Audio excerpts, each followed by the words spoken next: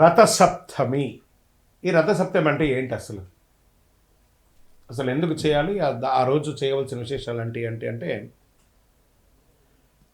సూర్య జయంతి అని కూడా చెప్పచ్చు.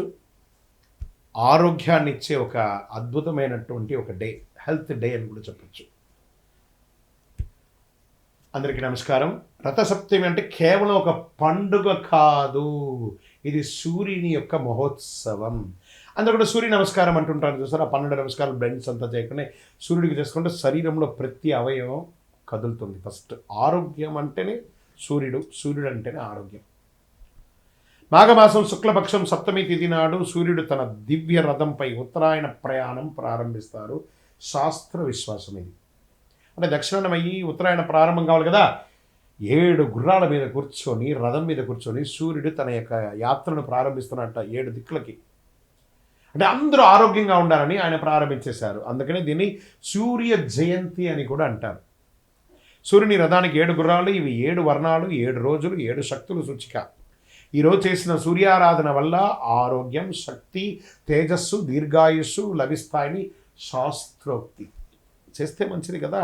అర్క స్నానం, ఈ జిల్లేడాకు ఉంటుంది కదా, ఆ జిల్లేడాకుని నెత్తి మీద పెట్టుకొని తల ముందు నువ్వుల నూనెతో చక్కగా శరీరంతో అభ్యంగనం చేసి సూర్యుడు ఉదయించగానే లేచి వారికి నమస్కారం చేసి ఆ జిల్లేడాకు పెట్టి మంచి వేడి నీళ్లతో స్నానం చేసి అది పడుతుండగా ఆ ఆకుని కింద పడేయకుండా చేయాలి స్నానం.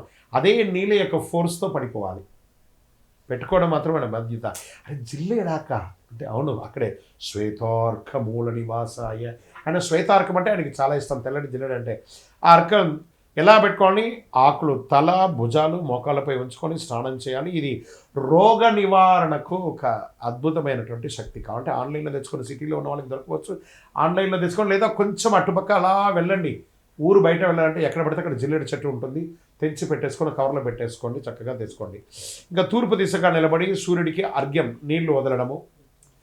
ఓం హ్రీం హ్రీం హ్రౌం సహ సూర్యాయ నమః అనే మంత్రాన్ని జపం చేసి నీళ్ళు వదలండి. మళ్ళీ చెప్తున్నా, ఓం హ్రీం హ్రీం హ్రౌం సహ సూర్యాయ నమః అని 7 సార్లు కానీ 12 సార్లు కానీ నీళ్ళు వదిలి జపం చేయండి.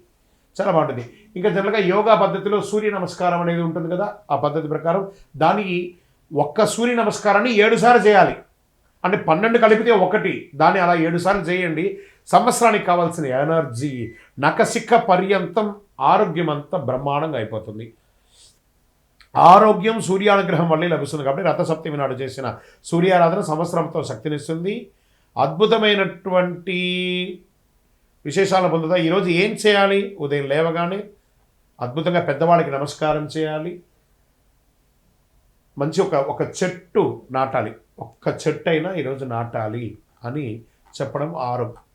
దీంట్లో ఎలా ఉంటుందంటే ఆ రోజు విశిష్టత ఏం చెప్పుకోవాలంటే సూర్య జయంతి కూడా అని పిలుస్తారు. ఆరోగ్యం, దీర్ఘాయుషు, తేజస్సు, మహాశుభదనం, శరీరం నుండి అలసట, రోగ నివారణకు అనుకూలం, పితృదోషాలని తొలగిపోతాయి రేపు కానీ ప్రార్థన చేస్తే.